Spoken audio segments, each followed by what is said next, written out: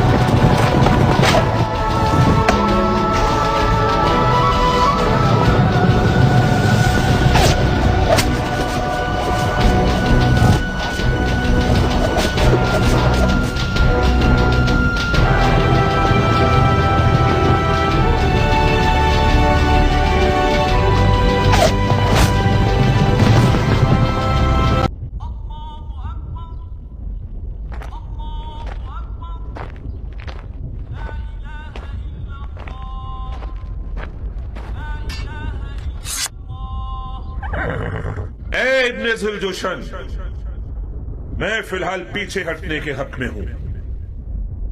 میرے مولا حسین نے قصد نماز کیا ہے. مصلحت سمجھ کر فی الحال وقتی طور پر جنگ روک دیتے ہیں. میں بھی اپنی نماز پڑھ لوں گا اور تم بھی کچھ سانس لے لو. ابن قین، جب دوبارہ میدان میں آؤ گے تو میں خود تمہارا گلا کاٹوں گا، موٹی گردن کو توڑ دوں گا. کاش ایک بار مردانگی دکھا کر اپنی بات کی لاج رکھ لو. میں نماز کے بعد تم سے لڑنے کے لیے میدان میں آؤں گا. وعدہ خلافی کرو گے تو کتے سے بدتر ہوگی. زہر نے نیزوں تلواروں کے حصار کو توڑ دیا اور کسی پروانی کی طرح نماز عشق ادا کرنے آ گیا. گویا اس دن زہیر کا مقدر اتنا حسین تھا کہ اپنی آخری نماز عالم ملکوت میں رسالت مآب کے پیچھے پڑے.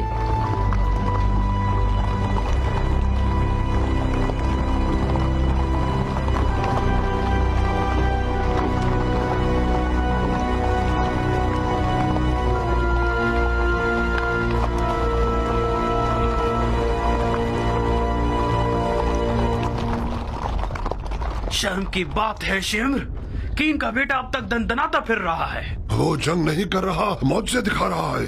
وہ بن باپ کا نہ جانے کون سا شیر کا دل رکھتا ہے. چیخ مارتا ہے تو لشکر والے اپنے آپ میں نہیں رہتے. ان کا بیٹا تو حسین کی چھوٹی انگلی ہے.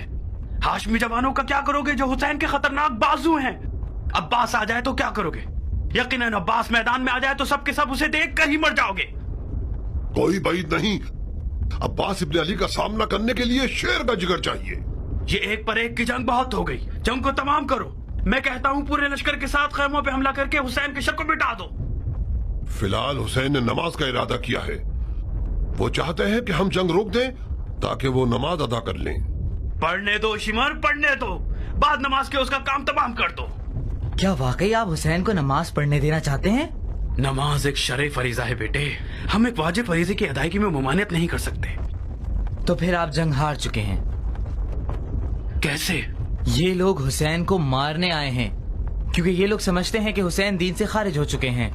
जब ये लोग देखेंगे कि हुसैन ने नमाज पढ़ने के लिए जंग रोकी है तो समझ जाएंगे कि उन्हें धोखा दिया गया है। क्या पुख्ता राय है? क्या ऐसा नहीं है शिमर? जी हाँ, शहजादे की राय बहुत ज़रीफ और गहरी है। भाई नहीं कि हुसैन इस काम से सोए हुए कूफियों को बेदार करना चाहते हो।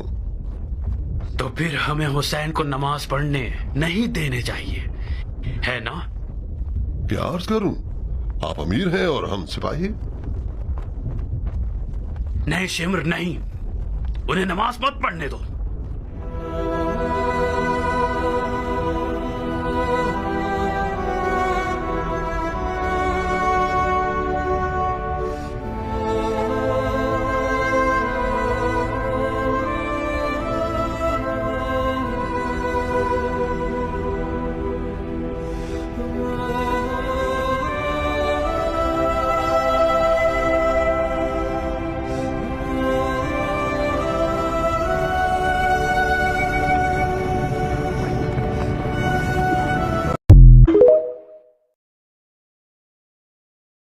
तुम ठीक कहते हो, उन लोगों से बात करना फजूल है जिनकी तलवार उनके हाथों में मस्ती कर रही है। ए कूफे वालों, ये मैं हूं ज़ुहैर इब्न कैन बजली।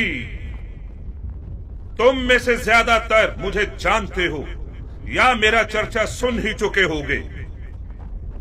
ताजिर हूं और दुनिया के माल से बेनियाज हूं। मैं रसूल खुदा की खिदमत में पेश रहा हूं और चारों खुलफा के अदवार में कई लड़ाइयां लड़ चुका हूं। तुम लोग ऐसी बदनसीब उम्मत हो जो अपने ही नबी खुदा के नवासे पर देख खींचते हो। मैं इससे बढ़कर कोई गुनाह नहीं जानता। ए इब्न कैन, तुम तो आले अली से कोई मेलजोल ही नहीं रखते थे। तुमने अमीरुल मोमिनीन यजीद की बैत तोड़कर हुसैन की तरफदारी कैसे इख्तियार कर ली? बताओ। हाँ, तुम समझते हो हुसैन इराक का बादशाह बन जाएगा और तुम उसके वजीर आजम बन जाओगे? हाँ? फर्ज किया हम कोई ऐसा ख्याल रखते भी हों, मगर अब तो हालात हमारे हाथ से बाहर हैं। तुम कूफियों से पूछता हूं, इराक की बादशाही ज्यादा अजीज है या हमारी जानें? खुदा की कसम, हुसैन तुम्हारी दावत के सिवा किसी और गर्ज से इराक नहीं आए। उनकी कोई और नीयत नहीं सिवाय तुम्हारी हिदायत के। उनकी कोई आरजू नहीं सिवाय तुम्हारी रिहाई के। मौला हुसैन जुल्म करने वालों में कभी न थे।